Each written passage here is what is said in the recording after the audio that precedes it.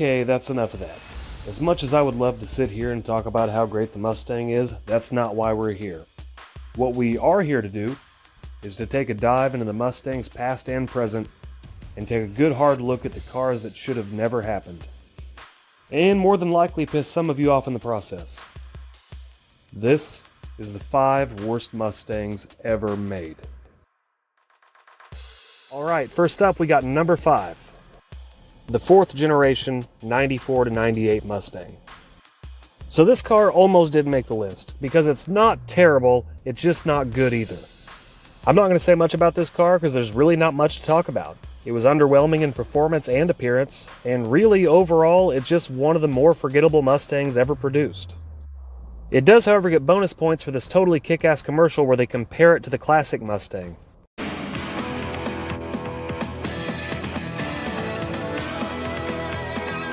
Introducing the all-new Ford Mustang. It is what it was, and more.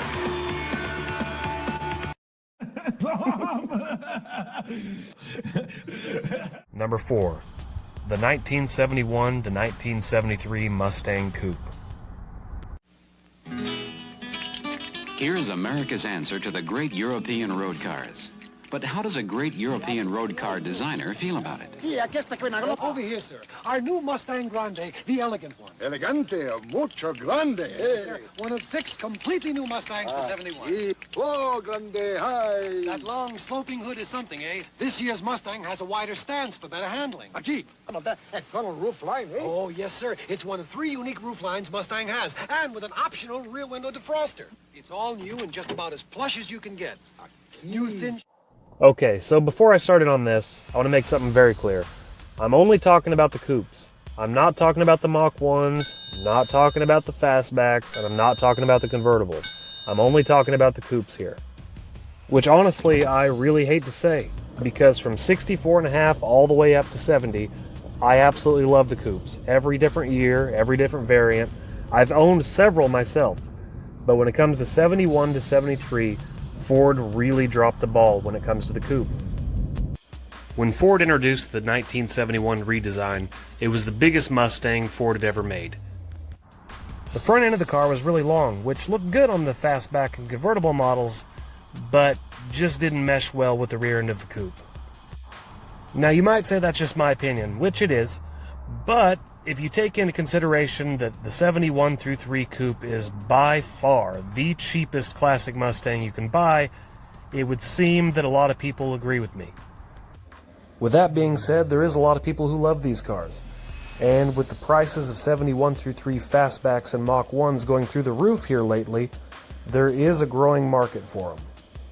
Number 3. The 1979 to 1986 Fox Body. Mustang 2-door with its striking new aerodynamic line. Mustang 3-door with dramatic sports car styling and the spirit to take you where you want to go.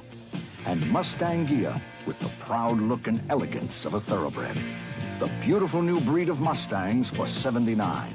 Capture one for yourself and fall in love again at your Ford dealer now.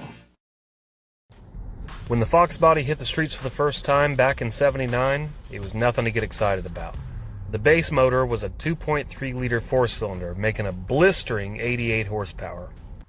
There was also a turbocharged version of that 4-cylinder, making 132 horsepower, a 3.3-liter V6 making 85 horsepower, and at the top of the line you could get the 5.0-liter V8, the 302. But sadly, it was a castrated and gutless version of its former self, putting out a whopping 140 horsepower. Thankfully though, Ford did improve on this later, and in 1986 they introduced the fuel-injected 5.0, raised the power up to 200 horsepower. The one good thing about this car is it's the main platform, and it really set the stage for the iconic 87 to 93 5.0 Fox Body that everyone loves. And for that, we thank you. Number 2. The 1974 to 1978 Mustang II. Ford announces the new Mustang II T-Roof convertible. It can make your heart beat a little faster.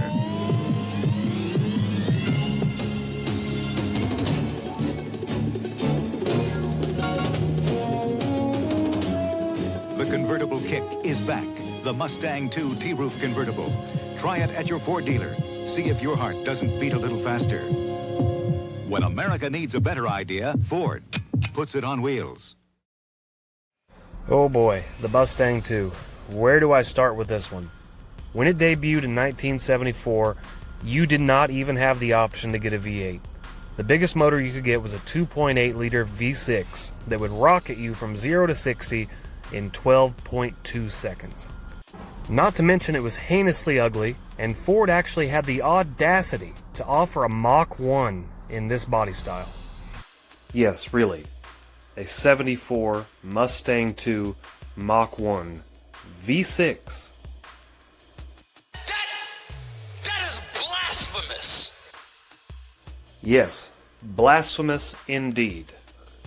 Now after that, Ford would bring the 302 back to the Mustang, but it would be a shadow of its former self with only 122 horsepower.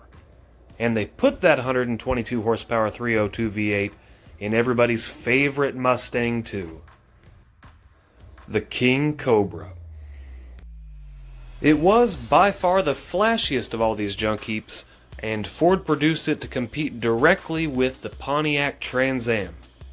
Yeah, that Trans Am.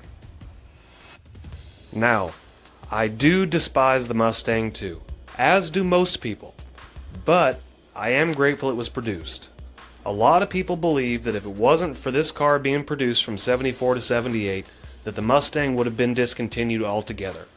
And for that reason alone, it's number 2 on my list of worst Mustangs ever made, instead of number 1. Number 1. Now, I already know a lot of you are going to disagree with my number 1 pick, but I do have my reasons, so just hear me out.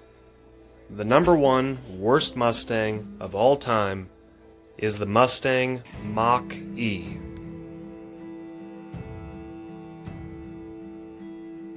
I bet you didn't see that one coming, but like I said, I have my reasons, so hear me out. Now, the 2021 Mustang Mach-E isn't on this list because it's a bad car. It's not even on this list because it's an electric car. It's on this list because it's everything that a Mustang isn't.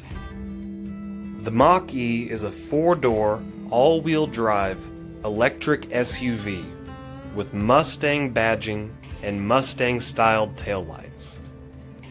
Since 1964 and a half, the Mustang has come in all shapes and sizes. And as you've seen from my list, they haven't always been good. But throughout history, until this point, whether they were terrible or great, they were all undeniably Mustangs. The Mach-E is little more than a generic electric SUV crossover that has taken on the namesake of a great American icon, and is exploiting years of rich history in exchange for marketing value. And for that reason alone, the Mach-E is the worst Mustang ever made.